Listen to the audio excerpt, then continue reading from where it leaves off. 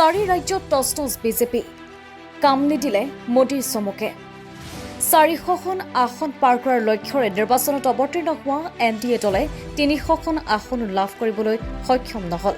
বিশ্বৰ জনপ্ৰিয় নেতা হিচাপে পৰিগণিত প্ৰধানমন্ত্ৰী নৰেন্দ্ৰ মোদীৰ চমুকেও কাম নিদিলে বিজেপি, যাৰ বাবে 10 বছৰ পাছত দেশৰ জনসাধাৰণে বাছি দিলে মিত্ৰজোঁটৰ চৰকাৰক।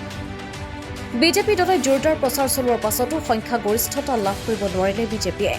240খন আসনতে সন্তুষ্ট হ'ব লগা দলটোৱে আগৰ নিৰ্বাচনৰ তুলনাত এইবাৰ 63খন আসনৰ ঘাটি হয়।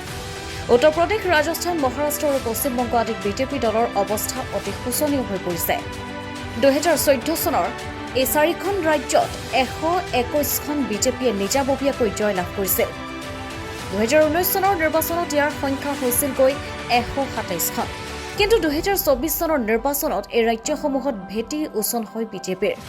ইণ্ডিয়া মিত্ৰজোঁট বিশেষকৈ আঞ্চলিক দলসমূহে ভাল প্ৰদৰ্শন কৰে। এইবাৰ লোকসভা নিৰ্বাচনত এই ৰাজ্যসমূহত দলটোৱে মাত্ৰ 68খন আসনহে লাভ কৰিবলৈ সক্ষম হৈছে, যি মুঠ আসনৰ মাত্ৰ 35%হে। যোৱা দুটা নিৰ্বাচনত এই 4খন ৰাজ্যৰ মুঠ আসনৰ প্ৰায় 60ৰ পৰা 65% আসন লাভ কৰিছিল বিজেপিয়ে।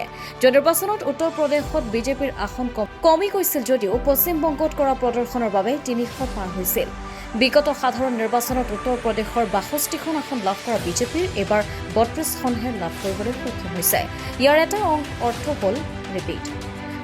অৰ্থ হ'ল বিজেপিয়ে প্ৰায় আধা আসন হেৰুৱাইছে।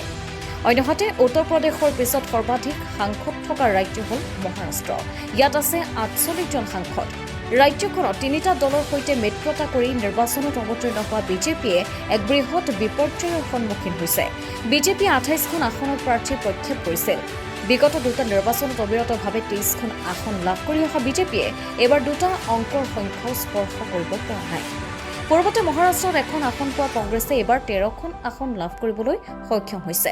ইয়াৰ বিপৰীতে বিজেপিয়ে লাভ কৰে মাত্ৰ 9খন আসন। তেনেদৰে পশ্চিমবংগতো বিজেপিৰ প্ৰদৰ্শন ভাল হ'ব বুলি আশা কৰা হৈছিল যদিও তেনে নহল। এই ৰাজ্যখনত কেৱল 12খন আসন লাভ কৰিবলৈ সক্ষম হ'ল বিজেপিয়ে। পূৰ্বৰ তুলনাত 6খন আসনৰ লোকচান হয় বিজেপিৰ। ইয়াৰ উপৰি তৃণমূল কংগ্ৰেছৰ হাতলৈ যায় 29খনকৈ আসন। ক্লিন ছুইপ মাৰিম বুলি বিশ্বাস কৰি থকা বিজেপিয়ে ৰাজস্থানতো ভাল প্ৰদৰ্শন দেখুৱাব নোৱাৰিলে। 2014 চনত 25খন আসন, 2019 চনত 24খন আসন লাভ কৰা বিজেপিয়ে এইবাৰ মাত্ৰ 14খন আসন লাভ কৰি সন্তুষ্ট হ'বলগীয়া হৈছে। এই ৰাজ্যসমূহত বিজেপিৰ দুৰ্বল প্ৰদৰ্শনৰ বিপৰীতে তৃতীয়বাৰৰ বাবে এনডিএ লাভ কৰিছে একক সংখ্যাগৰিষ্ঠতা।